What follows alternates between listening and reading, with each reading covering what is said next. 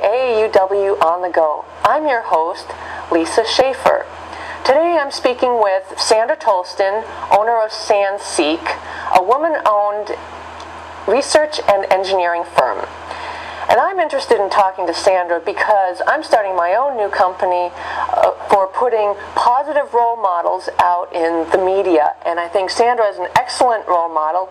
So we're going to talk with Sandra right now about her experiences as an engineer. Well, thank you, Lisa, for having me on your show. I started out in engineering in the early 80s. I entered the workforce before I went to college looking for help with tuition aid. And I was fortunate that the Arbitron company, which does television and radio ratings at that time, offered me a position on their night shift. So I worked nights and then worked my way through college during the day. Great. So how did you get that position working through college?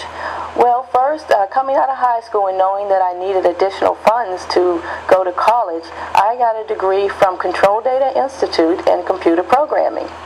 And with that, I went to work for Arbitron, who is a subsidiary of Control Data Corporation, who owned Control Data Institute. So there I had a good shoe-in with my certificate to work in their production control department. And where did you go to college? I went to University of Maryland University College, and they cater to adults mostly. Some kids take that class, but mostly to adults that have a family and a career. Okay. And so how was your experience once you got out of college?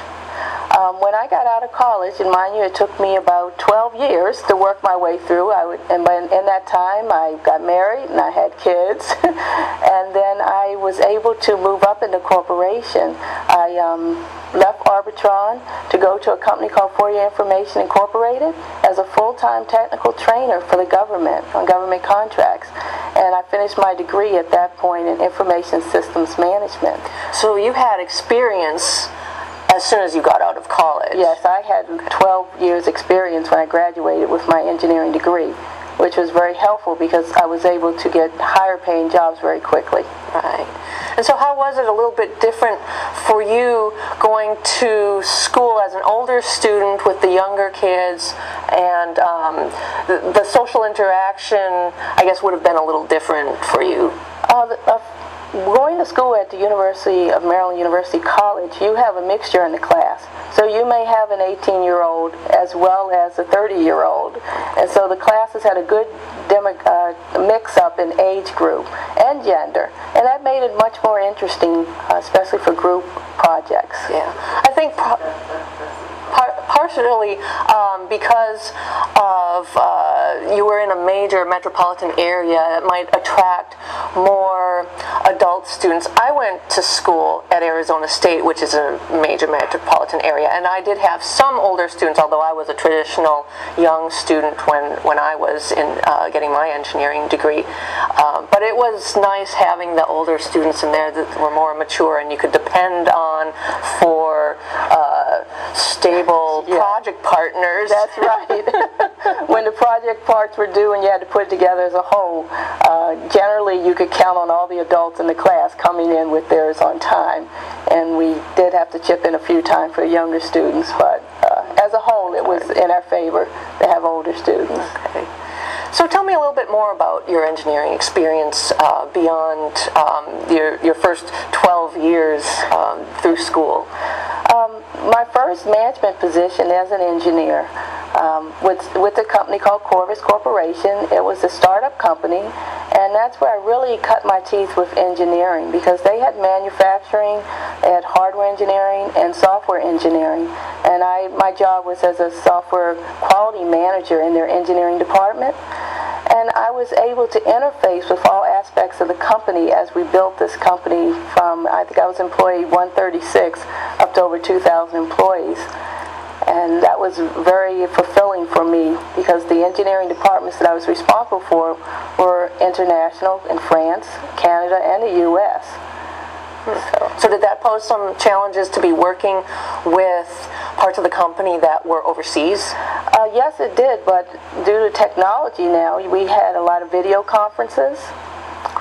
We were able to have a third-party company interpret documents so that if I needed to read documents that were written in French, they could be translated to English for us.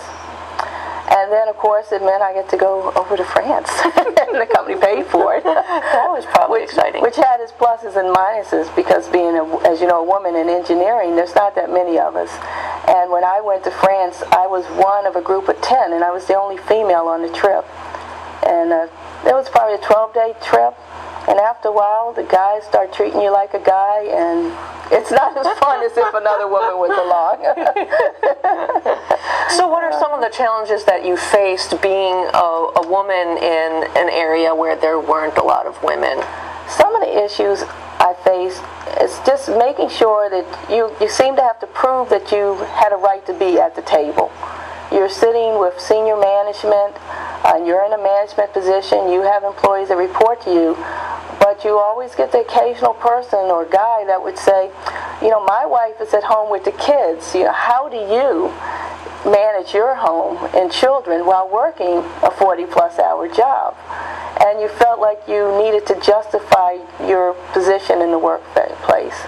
Was that real tough to do? Did you feel defensive to have to do that, or did it come naturally? I tried to turn it around. I tried to say, well, yes, it is challenging to work and to have children, but my husband and I do it together, and so it's not an issue.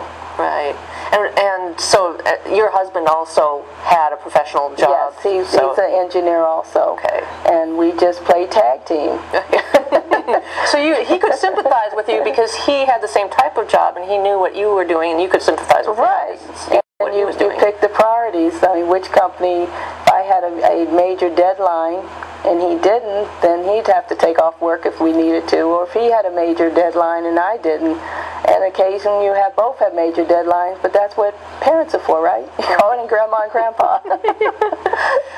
Did you have many issues before you had kids? Was it easier?